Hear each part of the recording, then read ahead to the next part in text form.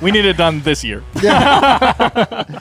Hey guys, I'm Dan. I'm Bob. I'm Spencer. I'm Mike. And this is the Board Game Rundown. Today we're taking a look at Marvel Remix from WizKids. This is a re-implementation of Fantasy Realms, if you played Fantasy Realms. Also, Fantasy Realms was the game that Red Rising based its gameplay off of, too. So now you have a lot of games out there using this basic system. You might have played some of them. By the same designer. Yeah, same designer, yeah. So basically, in Marvel Remix, there is a slightly different thing you're doing here than Fantasy Realms, which is similar to the Star Trek version, from what I understand, to where when you get your cards at the beginning, you're going to get a hand of 6 plus 1 villain card from the villain deck.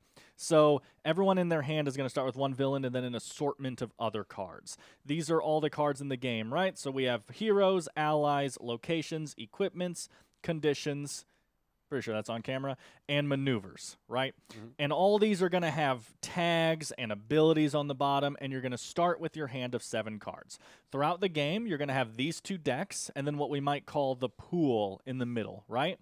Let's say that I go first. For my turn, I have to discard, I have to draw a card, so I choose either each deck or the center. I'll just choose the deck for this one, and I draw a card, and then I have to discard a card. When you discard, it goes to the center right here, and these will all pool up like this, not like on top of each other, but like splayed out kind of like this.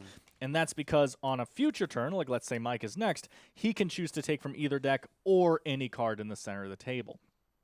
There are a couple, right, and then he would discard. There are a couple new mechanics in this game when compared to Fantasy Realms, the big one being the Thor card that Mike just picked up. If you want to lay that down for the camera there, Mike. So this is actually like a reversible card. I don't know what you might want to call it. But you'll see that this card actually starts as Thor, Odin's son. He's got 4 points, and he's got those 3 tags. And it says in the bottom here, if you either get Mjolnir or 2 allies in your hand, you actually rotate this card in your hands like this so that now it's God of Thunder. It has more tags, it's worth more points, and stuff like that. So, people discarded cards. I had this set up to make that easier. What are you looking for? Mjolnir. Yeah, I purposely had all the cards I wanted on top, Spencer. You just pulled all the cards from the deck when I wasn't looking. Thanks, buddy. Well, it doesn't matter now. But so if you get Mjolnir here as a card, then that will do that. All these tags are going to be engine building, right? You're basically hand building. So one of these Halls of Asgard here is worth 0 points, but you get +9 for each other Asgard card. So you see if I have God of Thunder and Mjolnir, not only is that the 12 because Mjolnir turned Thor, it's the 10 for Mjolnir plus 18 for Halls of Asgard, right? And on your turn, you're just discarding, drawing, discarding, creating the best hand. The second the 10th card is placed in the center, the game instantly ends, and everyone adds up their points. That is the entire game. That sounds familiar. If you've played any of the other games that use the mechanics, obviously Red Rising is a bit more in-depth. Yeah. One of the key things, though, is at the end of the game, you have to have at least a villain in your hand and a hero or ally, Correct. Or you don't score any points. That is the other thing that's different from some of the others. That's why I said it was similar to the Star Trek one, because in the Star Trek one, they got kind of lukewarm reviews. You had to have a mission, I think is what they called it, right? Okay. And then you were building your team to go on that mission. So in this one, you have to have a villain that you're fighting, so you're kind of creating the comic book scenario in your hand, right? Oh, I have Spider-Man and Shadowcat, using the remote, hiding in their remote fortress and fighting wherever I put Kingpin, right? And you're like building the fight, and then whoever can build the best fight wins is how you would think of it. But that is the basics on how to play. So really quick, we're going to jump into components and spend about 10 seconds on that. What's in the box?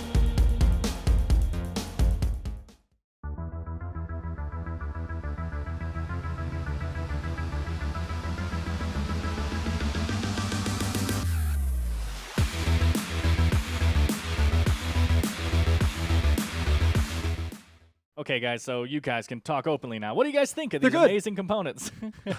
Well, the cards. card stock actually at least has a linen finish in it. Yep. I like the color on the back of these cards. I believe it's first edition Fantasy Realms, because I had mentioned in a previous video on Amazon Prime Day, they knocked it all the way down to $13. So I hadn't played it yet. So full disclosure, I haven't played Red Rising. So I bought Fantasy Realms, enjoyed it, and then this came out, and I'm like, why did I buy Fantasy Realms? Because it really is almost the exact same gameplay, except that art is fairly dry, and the card stock is not great. The components for this are better in every way. It's more colorful, it's better art, and there's a much better card stock on these. Yeah. good design feature is with the reversible cards, the way they have the remix and stuff written on it, so you don't know which way, if somebody's managed to flip one of their cards or not. Good I guess that's observation. true. You I know. just really obviously flip my card while it's in my hand. I don't Right, care. but I if could have people just, know. I drew that upside down. Sure. Yeah. Well, also, the art itself, I'm not certain if it is from the comics. I Right. haven't looked to see Yeah. who the artist is or if it is actually from the comics, or it does a good representation either way. Yeah, it's good It's good. comic book Yeah. art. Yeah. Yep. So rule book obviously is extremely simple, and from my experience, extremely Unnecessary? extremely good. It explains things very well. Everything has a name, of course, What and the stuff. icons mean. And I will say I've played this game a bunch now, and I pretty much have all those memorized when I teach it now. It's very easy to explain. I mean, yeah, knowing how all this stuff works, it's like you said, it's almost unnecessary. One thing that is unnecessary The insert. is this score pad. Oh my gosh. So it comes with a score Wow. pad, and you go card at a time. That's how once you do it. So score this card, then score this card, and add it all up at the bottom. I mean, people would be annoyed if they didn't include this. So it's good they guess. did. I'm sure it's not that expensive to do it, but you That's a lot. just use your phone. And you do the same thing. You go one card at a time in your calculator, and that's all I do, and Yeah. it takes no time Well, whatsoever. also it's worth pointing out that you can download the WizKids app and you can punch in the cards that you have for Fantasy Realms, and it scores it for you. Wow. Yeah. Like That's even on the awesome. wilds, That's how like Pat does the doppelganger cards, you can say, okay, what card do you want this to be? Right. The Mirage card. Which card do you want this to be? And actually, I found one where you can scan it. So you hit the scan button, it takes a picture of the card. You don't even have to search through the list of cards. Bam, it scores it for you. Tell it what you want your wilds to be. Sure. So I assume the newer version has this, but I don't think Right. any of us looked for it. We were so excited to get it Well, to the honestly, table. though, I've seen people use the app, and again, kind of like the score pad, I'm really glad it exists. There's going to be people that want to use it, but Sure. I have always scored with my calculator faster than any other way. Like it's Yeah, just sure. once you know how the scoring works in the game, you just did it one card at a time. It takes 30 seconds. You know. Yep. And That's a lot of cards. Yeah. I don't anticipate anyone who uses this is going to run out.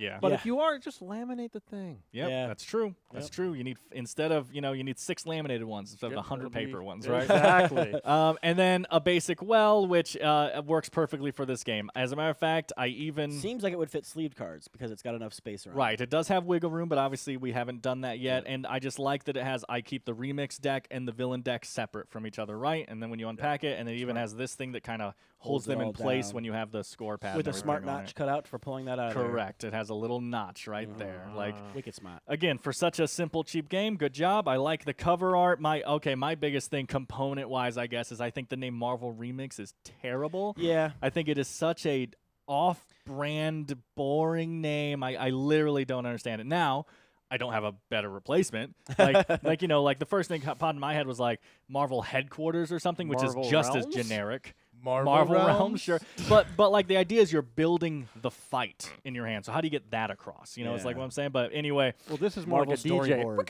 Remix. Multiverse? at the end of the day, with this picture and the word remix and that typeface and everything, people are gonna buy it. So It's good. good job. Yeah, the box does The look art's great. great. And at least at the bottom, it does say that it is based on the acclaimed Fantasy Realms. Sure. So I think Yeah. that helps ties it to the original. But yeah, not much to talk about here. I'm glad that Mike played Fantasy Realms recently, so we could talk about the card stock. So Yeah. that's cool. But anyway, This is way better. so we're gonna go into final thoughts. Final thoughts. Okay, I don't know if anyone just wants to jump in any Sure. order. Spencer, you just want to go? Yeah, there's something I wanted to mention. I really enjoy the fact that the villains, which are necessary to even get a score, are generally bad things. So you're trying to mitigate the bad things that you have to go through, but not always. Like this guy here, Kang, he's negative 10 points, but +5 for every different tag you have in your hand. I got this guy to Which is like very easy to do. 40 points once. I think he's probably the strongest villain. He's in the game. amazing. villain. But along with that, there's a minimum of 1 villain, but there's no maximum, Correct. obviously, of 6. So you need to have a hero. And so you could feasibly make a deck with several villains in it. I had someone win once, and they had 3 or 4 villains Yeah. in their hand. Yeah, And I love the fact that you can do that crazy kind of strategy. Yeah. it's not easy. And obviously there's a lot of luck in this with what cards are placed out. And also sometimes people, so like if you have Thor and you're waiting for Mjolnir, it could be the last card on the deck. Yeah. You have no way of knowing that, and there's nothing you can do to manipulate that or anything like that. So you kind of have to play as the cards are coming out. What is the best what is the best thing for me to do right now? And it might hurt you. You might be like, okay, well, Mjolnir's not out. I don't think anyone has it. I just have to discard Thor, right? And then you take another card because that gives you a 10-point bump just by doing that. And then you see someone else grab Mjolnir, and you're like, ah, crap. Well, I just gave them the combo, But you just have to play your best hand. Something that I kind of like about it is there's not a lot of like hate drafting and stuff, right? Like you could hate draft and really screw your own hand over. Exactly. Like, I could hold on to Mjolnir so that no one else gets it, but then like if I don't have anything that goes with it, that's just a 10-point card sitting in my hand. Doesn't it blank?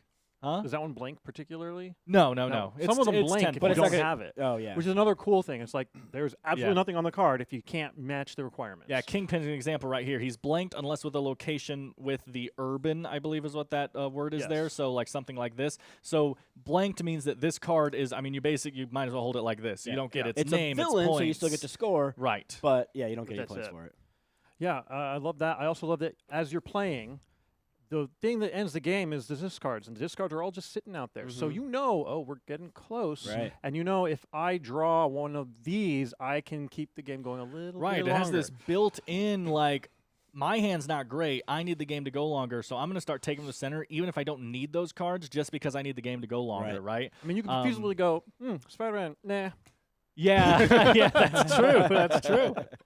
Yeah, I always enjoy games where you have control over the end game. It adds an extra tension to the game. You're like, oh, I really need a card to combo off of this one. Don't draw off the deck, please. Because knowing that anybody that draws off the deck is going to trigger the end of the game adds a really excellent tension to this game. We played this 2 nights ago at my place, and we were certain that the game was going to end. There was just one more. There were, how many of us playing? 5? 5. There were 5 of us playing, and there were like 9 cards out. Yeah. And it was like, sorry, you're not getting another turn. And everybody's drawing off of there. And we all just kept drawing off of here, and it went like almost all the way around the table, or may have gone all the way around the table. all the way around the table. And I was like, what? For the record, don't add us in the comments. You can't pick up a card from the play area and discard the same card. Oh, you can't? Oh, right. Yeah. Okay, good to know. Good to know. I was making sure. That's how it is in Fantasy Realms, too. I just wanted to make sure that because the game would be infinite. Yeah. Sure. Well, there's really not much point to doing that. Stall. Right. Yeah. I have 3 hours. You only have 2. I'll just sit here and do this until you have to go home. I win. Okay, well, Mike, you didn't really talk too much. So Anything some else? of my final thoughts. So one other thing that they changed on these cards is it used to be a card would have a name, and then it would have a name for its suit. Right. Correct. And you kind of had to hold your cards a certain way to be able to read them. all of that. I like how they just put tags Icons on the now. side, Yeah, tags are nice. and then they're so much easier to find them while they're in your hand. Yep. You don't even know what they Well, they're visually mean. striking. Yeah. I mean, you just see orange running guy. Yeah. It doesn't matter what it's called or anything. Yeah. Yeah, it's Exactly. obvious that those are wings, but you can just say, no, I have that one. Yeah. Yep. Yeah, I mean, this game has a lot of replayability because it's just impossible to get the exact hand that you want. It just isn't going to happen because you're only going to use maybe half the deck each game.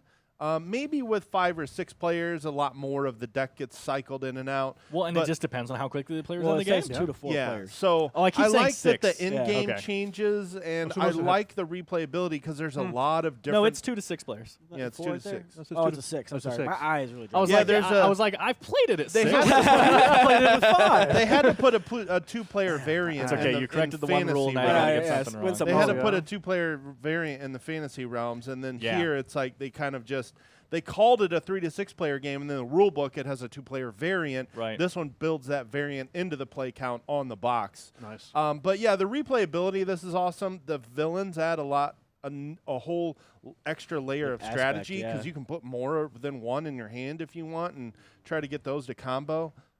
So yeah, I mean, I was pretty impressed with this game for sure.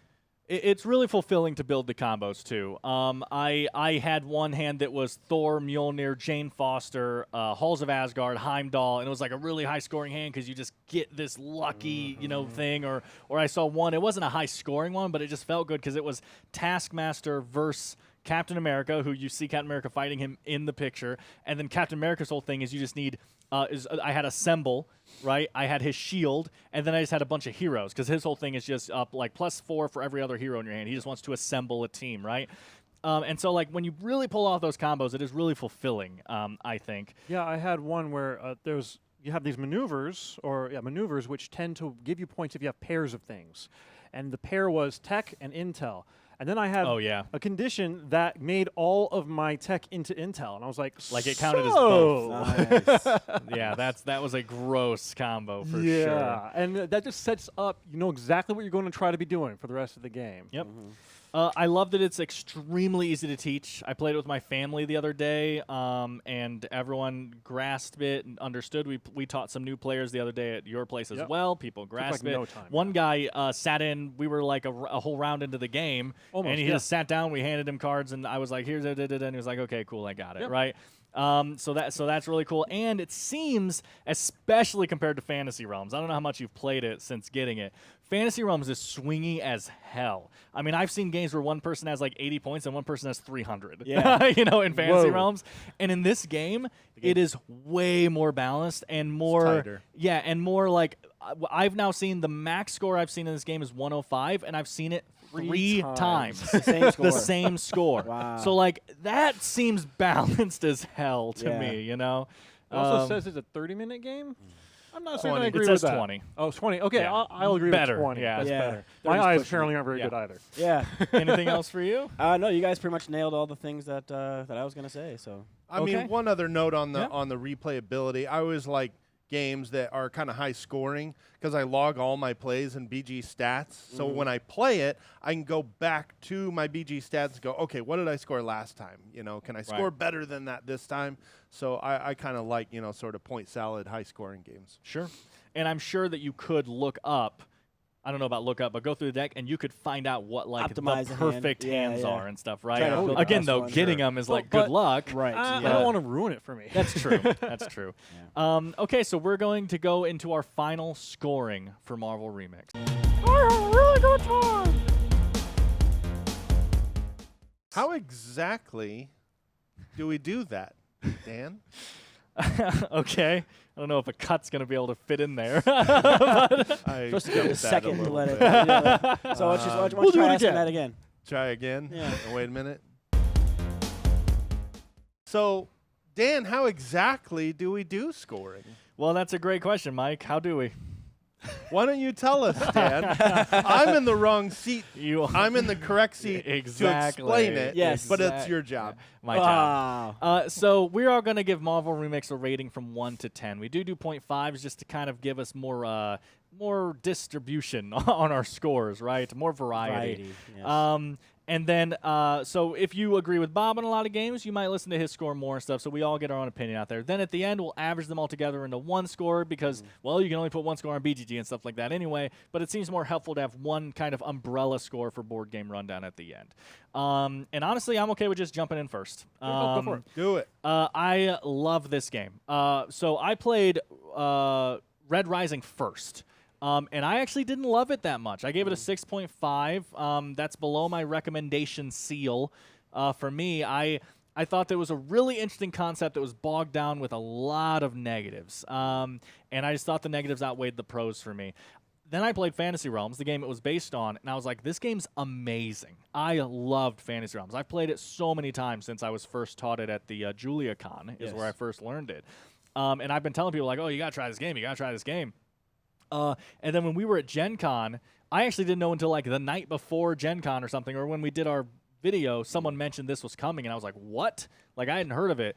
And it's the first thing I bought when I was there. We just walked past the booth. It's not like I rushed for it. We were walking past the booth, and I saw it, and I was like, oh, that's an insta-buy, and I grabbed it, and I have not regretted it for a second. I love this game. It is a lot of tactics and a super simple, streamlined rule set that you can teach almost anyone, you know? And again, I played with my family the other day. My mom was playing, and she won. She got the 105. She's one of the ones that tied with the highest score, and I was like, Nice. wow, like I just love how easy this game is for people to grasp and to build and stuff. And yeah, you're gonna have luck in there, but I don't know. I honestly, I love this game. I'm gonna give it a 9. Wow. Okay. Awesome. Well, I played Red Rising. That was my first exposure to this kind of a game.